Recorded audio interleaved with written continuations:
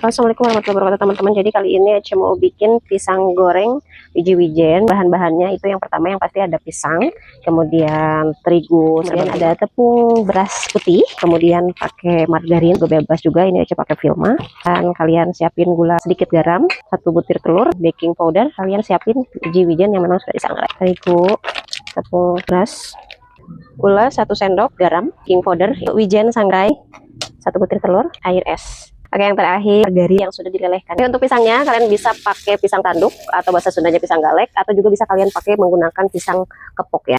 Nah, seperti ini cara potong-potongnya. Kita aduk. Baru nuang aja udah kelihatan keriting kan.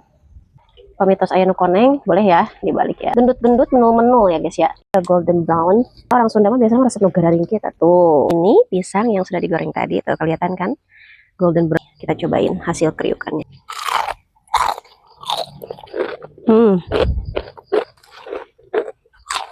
Oh, pokoknya wajib diriku. Itu dia video dari Ece. Wassalamualaikum warahmatullahi wabarakatuh. Hatur nuhun. Bye bye.